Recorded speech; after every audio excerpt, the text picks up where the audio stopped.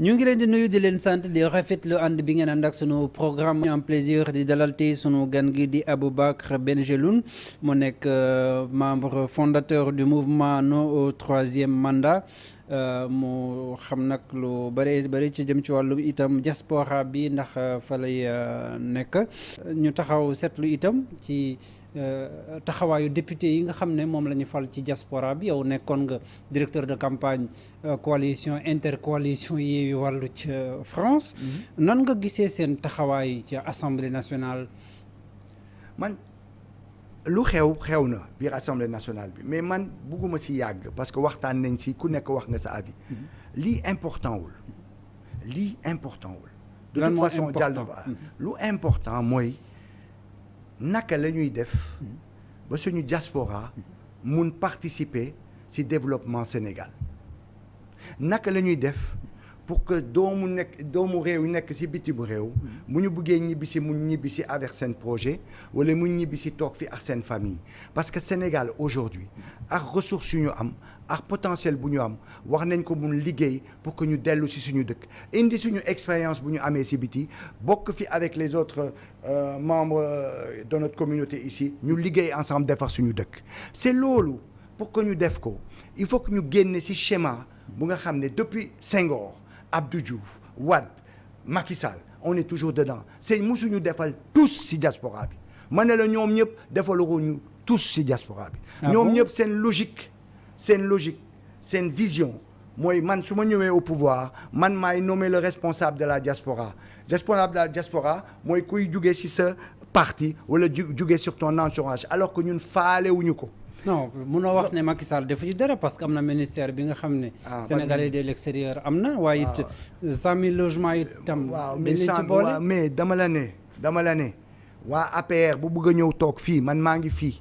ba fin de semaine début de semaine prochaine indil ma un représentant de l'APR ici ma def émission ak moom mu wax ma lan la def ci diaspora bi ma tontu ko ne ko deful tous moi je suis capable de lui répondre il y a jamais eu un seul membre de l'APR bu nangu toog devant moi ñu def le bilan de l'APR sur la diaspora que ce soit sur le financement c'est du financement politique que ce soit sur les 100 000 logements c'est du 100 000 logements partisans gis nga quand la ministre est partie en France elle a convoqué toutes les associations de Mantes-la-Jolie, de Creil, etc., qui sont les fiefs de l'APR, où on est en train de les battre là-bas d'ailleurs actuellement. C'est les fiefs de l'APR. Ñooñu le convoqué mais le Sénégalais lambda demu fa faale wuñu ko ñun ñi nekk dans le 18e ñun ñi nekk dans le 20e le 15e faale wuñu et pourtant le 18e boo demee foofu ngay gis restaurant sénégalais commerçant sénégalais kenn demu fa. Pourquoi? Parce qu'on n'est pas intéressé au sens le gouvernement ne nous invite pas, c'est pour leurs militants. Tout ça, c'est du fla-fla. C'est pour mobiliser. Xoolal le président de la République. Dans son allocution présidentielle. Est-ce que wax na un mot sur la diaspora?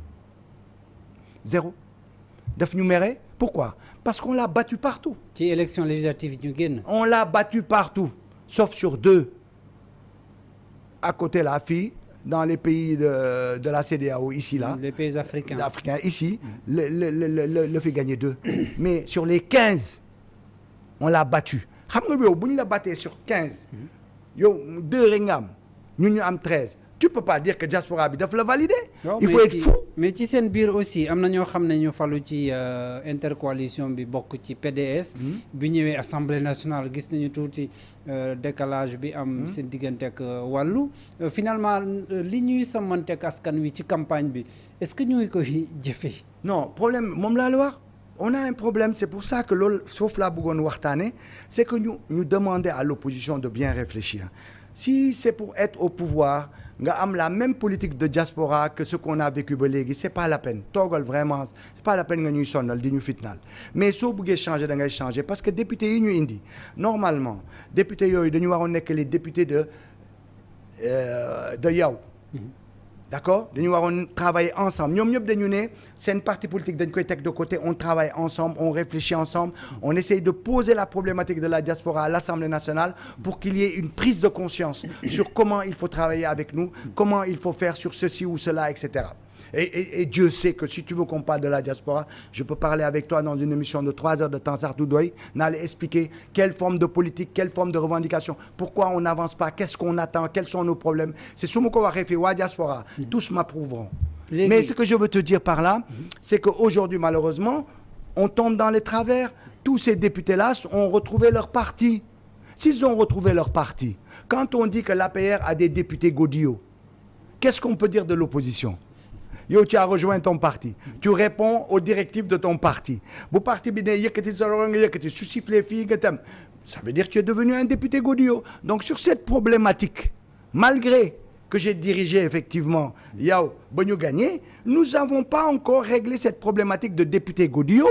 Nous n'avons pas cette prise de conscience parce que Dakar, comment on appelle ça, les directions, les états-majors des partis n'ont pas encore dépassé cette problématique-là, à savoir qu'un député bu ñëwee dafa mun exprimer selon ses principes, selon sa vision et selon ñu nga xam ne ñoo ko élire. J'ai même vu des députés dire on va mettre en place un site internet pour recueillir les revendications des gens de la diaspora. Mais quelle ignominie! C'est-à-dire que les revendications, on les connaît depuis Mathusalem, il suffit simplement de les dépoussiérer. C'est la démarche qu'il faut inventer. Cette démarche, il faut l'inventer et quand ils viennent à l'Assemblée nationale, ce ne sont pas des députés lambda, c'est des députés baroudeurs qui vont essayer de tracer la voie pour montrer en quoi la diaspora faut en tenir compte, qu'est-ce qu'il faut faire. Ils ne viennent pas pour pleurer sur des revendications, ils ne viennent pas pour pleurer sur des cartes d'identité, des passeports, quand bien même c'est important, mais c'est l'orientation qui est importante.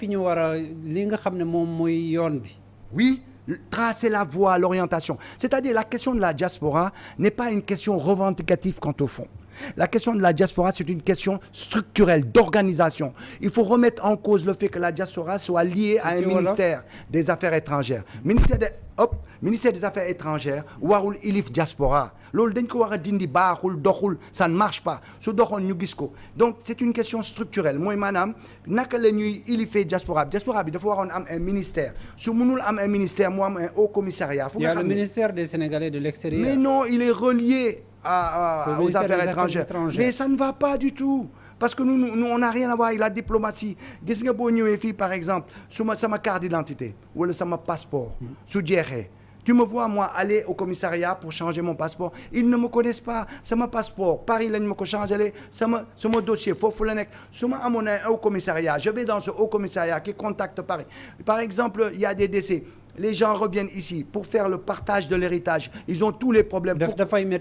Mais bien sûr, pour faire un partage. Pourquoi? Parce que la personne, autorisation de transfert du corps, mais pour que nous justifions décès, pour que nous fassions le partage, les familles n'arrivent pas à faire le partage parce que le document doit quitter le consulat, doit transiter par le ministère des Affaires étrangères, etc., etc.